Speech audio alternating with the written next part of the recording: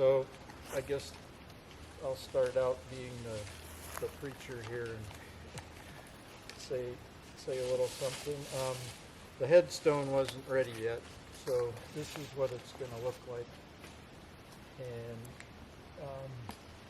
some people had all kinds of good quotes for Milton, and so that's a quote down there.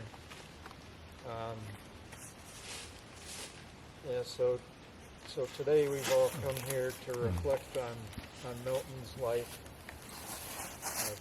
Driving out here without him was kind of strange. As with many of you, a visit always included a trip to the woods. So we'll spread his ashes in one of his favorite places, the woods here, and then share a few things of what he meant to us.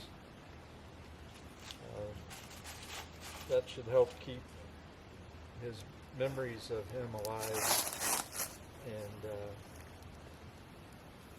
help us get used to not having him here with us.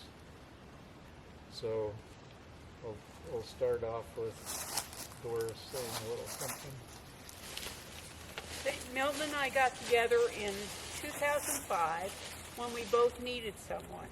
And on this very date, October 29th, we took a ride to look at the leaves, and we decided to buy a house and live together till death do us part. It was going to be with Milton that I had some rules, and the first one was, love me, love my dogs. He was slowly becoming a dog lover because of Lena, Marini's dog, and Lena's over there on the other side of the tree. He became Hugo's champion, and when Bitsy came along, he fell in love. Through Milton, I gained a second wonderful family. Went to places I never would have gone, like Venezuela, Colombia, and Nepal, and met a lot of interesting people I never would have met. Some people do not handle illness well, but despite Milton's having a very impatient and bossy caregiver, he remained sweet 99% of the time. When the family was discussing what should be on his headstone, an oak tree or oak leaf was the logical choice. This led me to look up what an oak symbolizes, and I found the following words: longevity, strength, stability, endurance, fertility, power, justice, and honesty. All true descriptions of Milton. Rest in peace.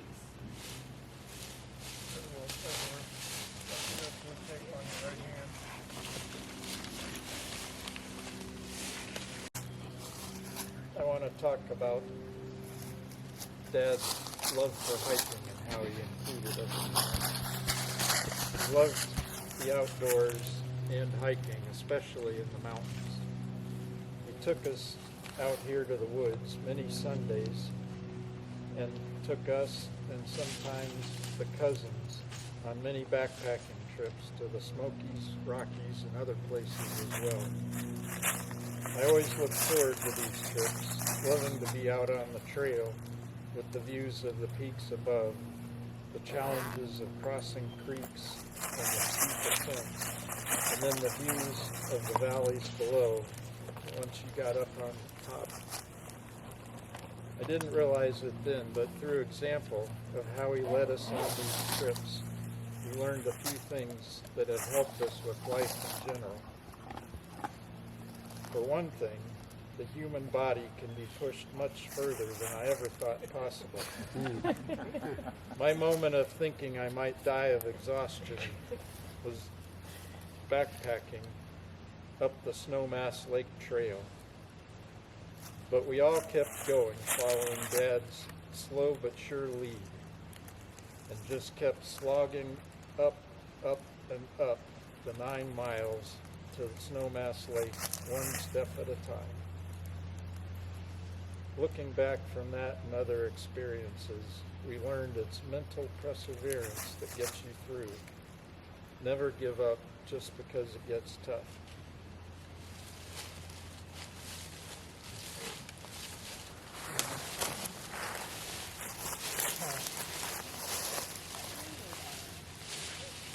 Starting to cry and I haven't even spoke. Very nice Bart and Doris. I'll start with a story. As was once yelled out in front of 100 bicycle racers on Navy Pier at Chicago's lakefront, as Milton stepped out in front of a bicycle race with 100 people. The gentleman I used to train with was a member of the Young Republicans. He shouted from the front row, "That's Milton Fisk. He's a communist. What's he doing here?" To which I replied, "No, he's my father." That's true. He was a very good father. And that bike race also went silent. They were like, "There's going to be a fight." But I wasn't taught to do that by my father, and besides, the Young Republican could have kicked my butt. Milton was a good man and a good father, an independent man and a thinker. He was passionate about his politics, his work, and taking his kids backpacking. Milton taught us through his actions. His work was fighting for other people's rights, his kindness to strangers, and treatment of all he encountered as equals, regardless of their station in life. We learned how to use tools, hand tools, not electric tools. We learned how to build things. We learned how politics really worked, the media and the press. And we learned how to navigate 12,000-foot mountain passes with 3 kids in tow during a lightning storm. Don't tell your mother. That was pretty good advice. Milton's social and political work both grounded and inspired me. As a youngster, the best I could figure was his job was to fight for other people's rights. And I thought, how cool is that? But I also learned that not everybody thought that was cool. My supervisor at my university photo lab job once said to me, "Your father's crazy. He's fighting the university over pay. He could get fired." I looked at her and said, "He's fighting to improve your lot. How is that crazy?" And that was something very interesting I learned about life. Milton continued to fight for those people's rights. What others may have feared, he championed for them. And he had a 1-inch thick FBI report to prove it. His work inspired others and changed how they viewed the world. I know people who I've heard from who are like, "Milton, he's amazing." Trees. Milton's love of the outdoors, mountains, trees, and flowers was strong, as you all know. The love and appreciation of being outdoors that has been passed on to our generation and our children's generation, and anyone Milton ran into who could keep up with him, even at his slow pace. This helped inspire my love and my children's love of the outdoors, physical exercise, and also kicked off my passion for photography. With regard to the outdoors, I must say something to Bruce Ricklin. Bruce had a very special relationship with my father. Bruce, we really appreciate what you did for Milton in the twilight years of his life. It was truly amazing. I will forever miss setting tent stakes and taking long hikes with Milton. In closing, Milton Fisk, you changed people's lives You imparted your knowledge, morals, and appreciation of the planet to those you knew and those you just barely met. The world has lost a strong soul, but his impact will live on. Milton Fisk, we will all miss you very much.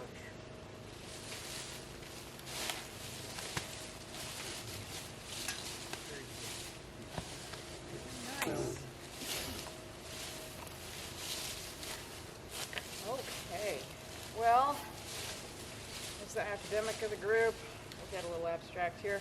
How can I communicate what Dad meant to me in just a few hours or less? Well, I had to write it out so I can stay a little focused. But he will always be present with me in so many, many ways, for which I'll always be immensely grateful.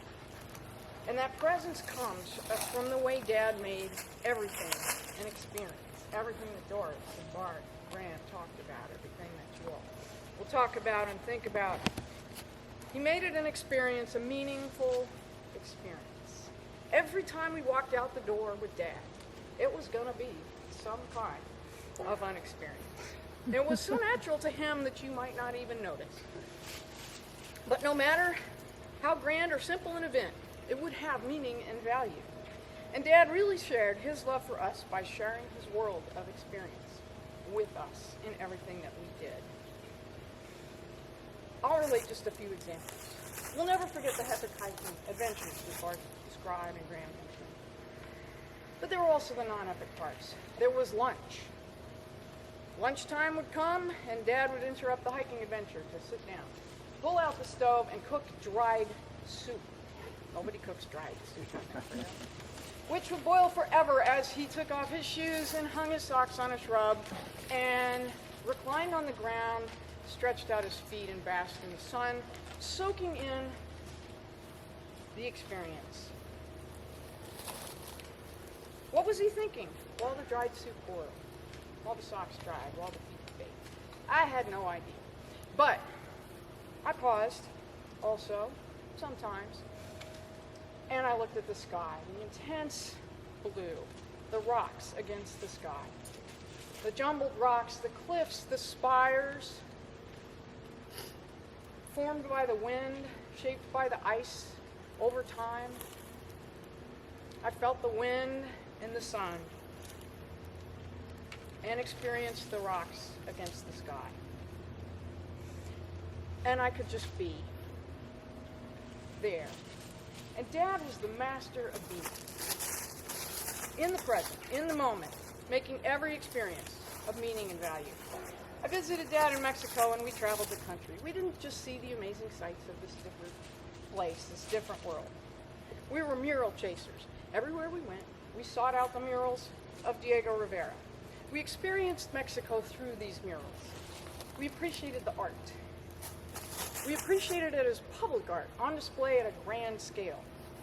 The public art depicting the history of the people, the transformations of lives through the conquest, the lives of industrial, agrarian, working people.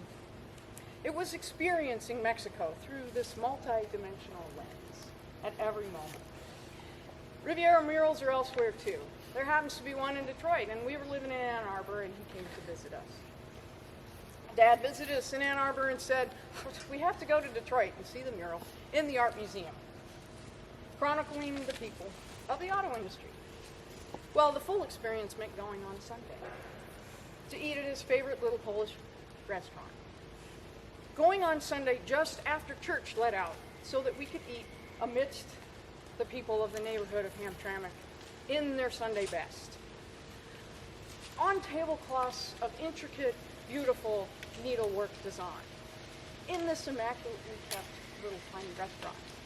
So we could eat with this community, have our soup, knowing, experiencing the Hamtramck community, on our way to see Riviera's depiction of the auto industry in Detroit in the museum there.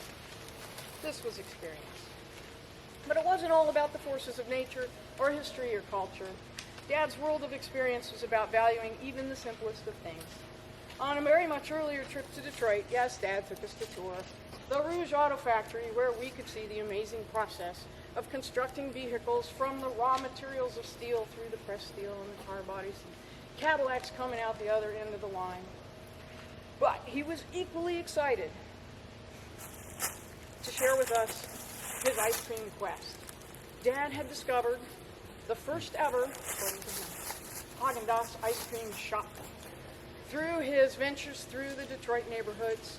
So he put us in the car and we drove for what must have been almost an hour through the neighborhoods of Detroit, discussing the finer points of ice cream until we could go to the shop and sit together and enjoy our ice cream on the sidewalk outside of the Haagen-Dazs shop.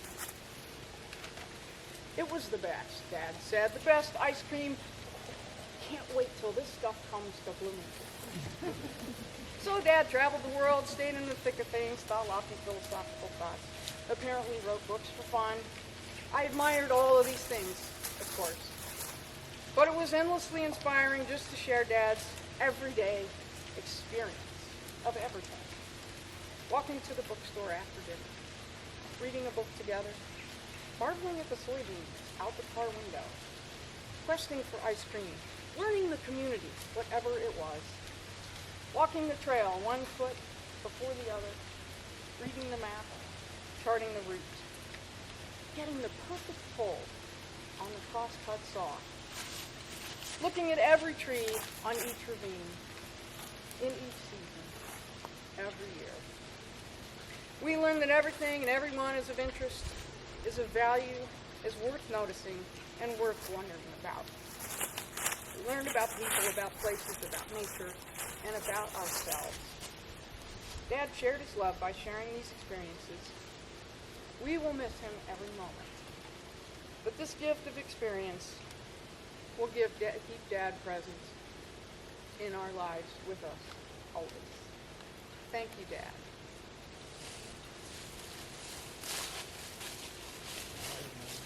Thank you, Melanie. Chuck, you want to say something? I don't have any notes or anything. I just want to say how much,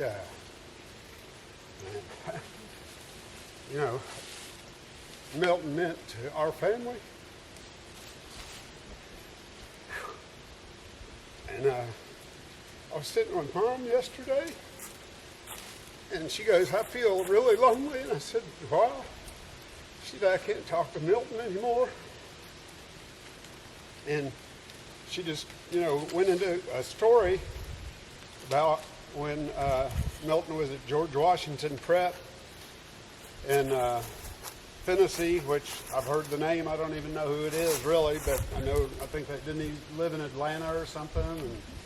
And distant cousin, and that she was there, and they were giving out awards for all these, the top in this class for that, and the best grade, and they gave out a couple of awards, and then they go, all the rest of them go to Milton Fisk. He's like the smartest. And I was like, man, I've never heard that before, and I just thought that was a great story from Mom. And even driving up here, Tammy goes, the thing I remember about Milton, besides all the hiking and everything, is the way he cooked bacon. I mean, it was just like, he's looking over the bacon. Nobody can get near it. It's got to be exactly crisp enough, and it's, just got to be perfect. And that was great. And I have to thank him, Milton, for including me in the backpacking, not all of them, but some of the backpacking adventures when I was a young kid, because I don't think Mom would have ever, she didn't have the same kind of love for the outdoors that Milton did. And I still have great memories of being in the Smokies, and my memory is there's this like 30-foot giant python in the creek while we're trying to bathe. I don't remember how big, but that's my memory of it and everything. And the one time that Mom, that I remember going with us in the Rockies, we went up to the top lake, and Mom had fallen and broke her kneecap.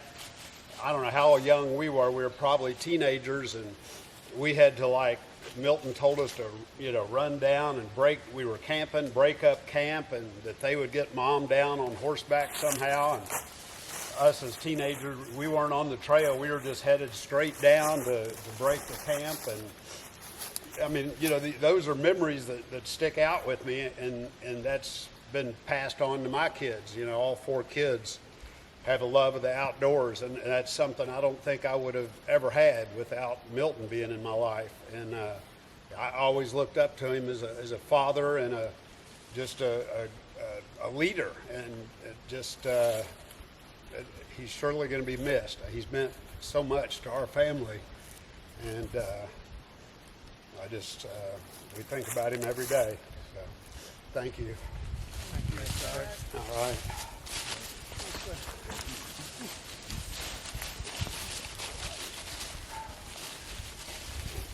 Those experiences are harder to follow after you're all great.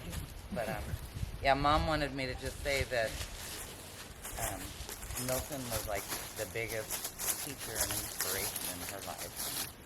I think after he passed, I never really thought about it. If it hadn't have been for Milton, I would have never gone to Guatemala. My professor asked me if I'd learned Spanish, and I was like, no. And he said, well, if you're going to work in Latin American affairs and economics, you need to learn Spanish. And of course, Milton was going down there to talk to the leftist priests and support him, and so he got information about the language schools. So that kind of brought my journey, and the experience to Mexico, that kind of shaped my life too, and the love for art, culture. So he's just going to be really missed.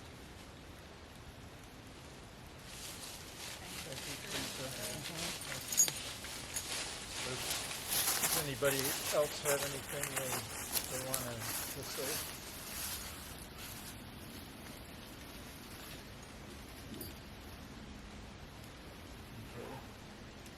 Can I just say real quick Yeah. how great it was to have Milton and Ruth as in-laws.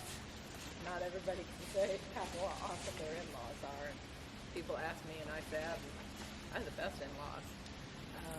I actually started it, but I think my in-laws are better than yours.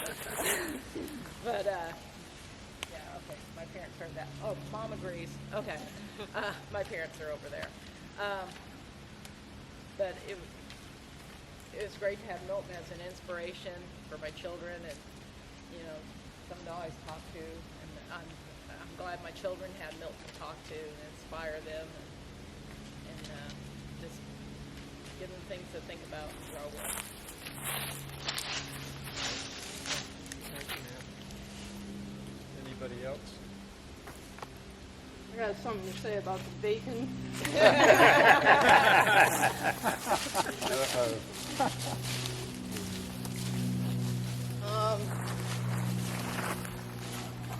Chuck reminded me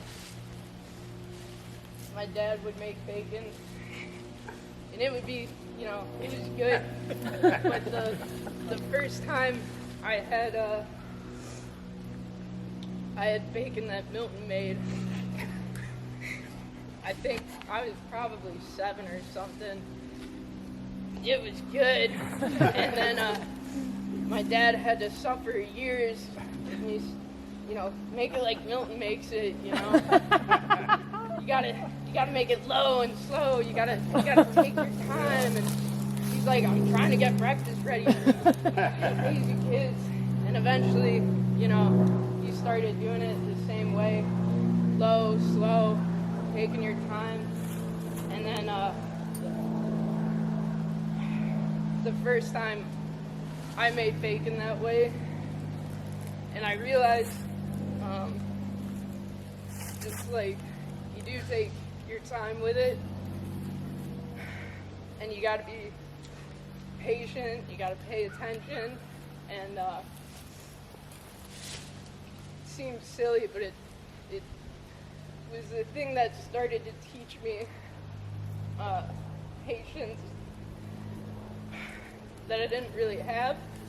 And when I got older, I realized the same patience and attention that he gave bacon was the same attention and patience he brought to so many other things.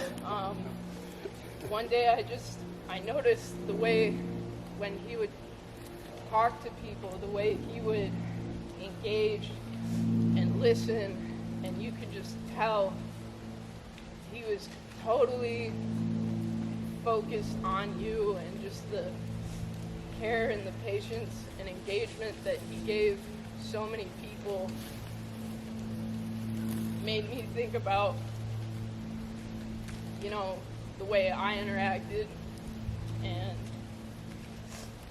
just trying to, you know, slow down, take a minute to make soup on the trail, and take your boots off, take an hour to make bacon, take half an hour to listen to somebody talk about something you don't know anything about. So, he's taught me a lot with just some bacon, I guess. So, We can open a restaurant called Milton's Mindful Bacon. They were mindful too. Hey, Boris, Graham, and Melody, y'all may not, I don't know if y'all knew about this, but Milton came to Lexington how many years ago when we hiked in the gorge? 7, 8 years ago? So, you know, him and Tyson and Tim's granddad were there. They're both in their 80s. And I had this great loop trail picked out. And somehow we got lost. And we ran out of water, and it was getting dark, and we got these two 80-year-old guys with us, and there's no water, and it was starting to get scary. And Chuck and Ken were leading the. yeah. And we had kids, we had dogs, old people, everything, and it was starting to get scary. And then we did run into some people that gave us some water, and somehow we eventually found the trail, and you know, it ended up being like a 12 or 13 mile hike. But then I was thinking back, maybe that was, you know, when Milton was pushing us up those hills at a young age, I was just paying him back through osmosis. He wasn't scared because he knew you could carry him. Yeah. I'll just piggyback. All right. All right. Anybody else? We're rapid with bacon. Well, we're gonna bury a jar of ashes here, and then we're gonna spread some ashes. We can.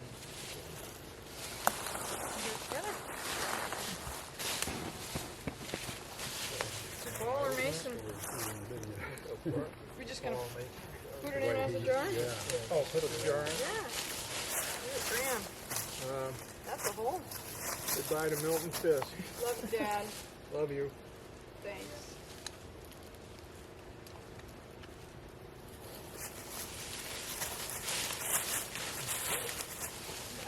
And we're gonna spread some ashes here in the vicinity of the oak tree, which was one of his favorites. You want to start, Boris? Try not to get in.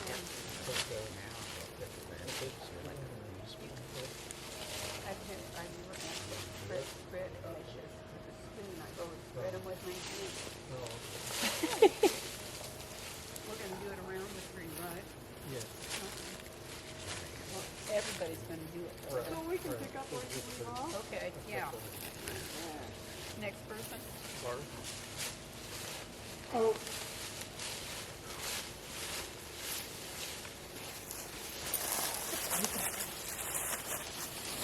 Somewhat symbolic and very nice with the oak leaves falling out of the sky.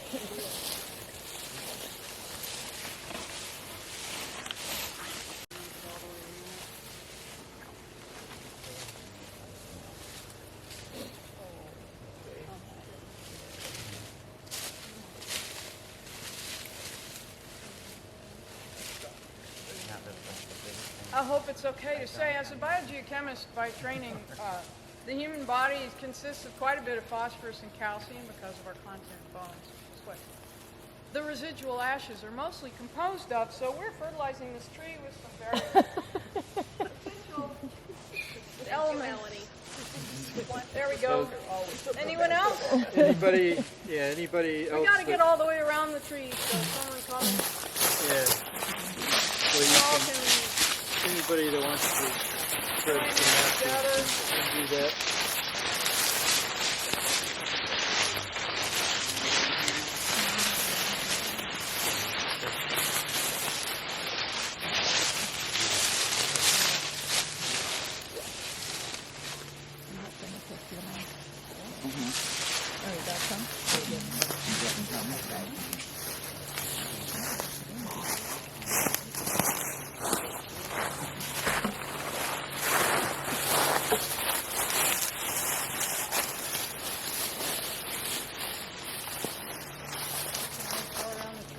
Just like Milton, slow and steady.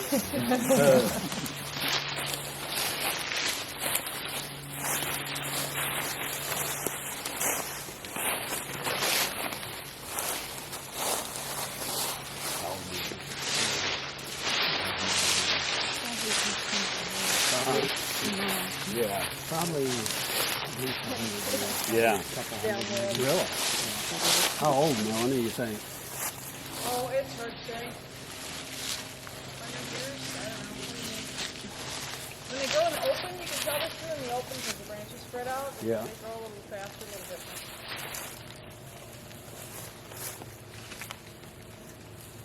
Those guys that are past another 100.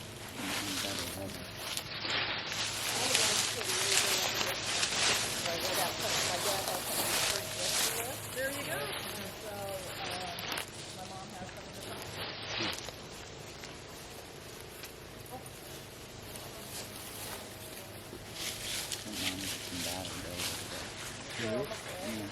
Oh, yeah.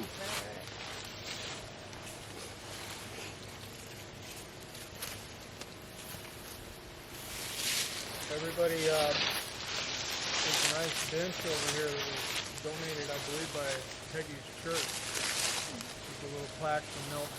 Huh. Princeton Church. Really, really nice.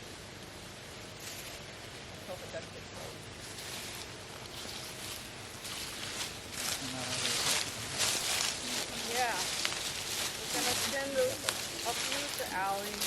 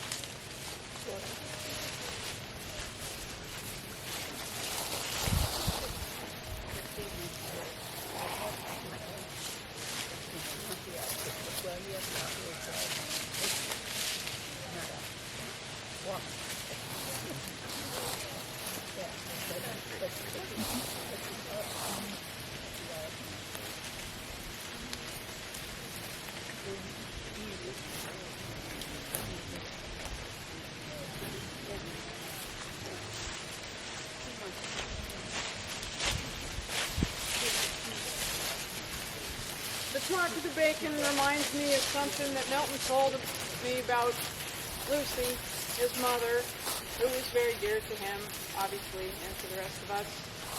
And he just passed it along to me. I'm not really sure why. He said, like my mother used to tell me, don't forget to slow down.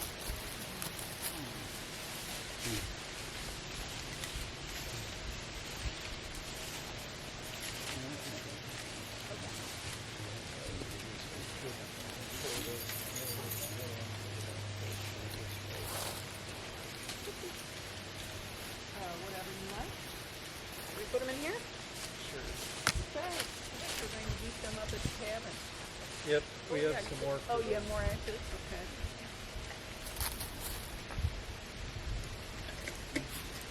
All right. So we're gonna head back to the cabin now, and we'll start on lunch. Is there any bacon? We want a photo out here A photo? by the We, tree. are we, Bart, are we? Yeah. Yeah, Jacob's got his card now. We all want to do it.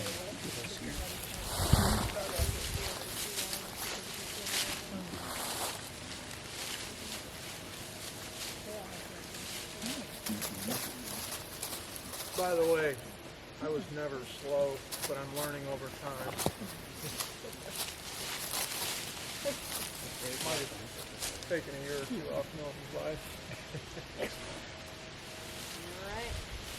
Do the rest, Bart. Sit down.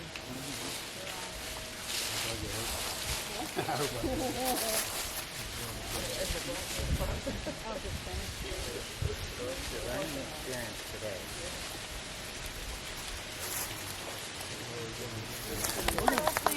Jacob, you think we can do a still photo and get everybody in front of this tree? Yeah. Everybody's used to me doing this, and I know how much y'all love it.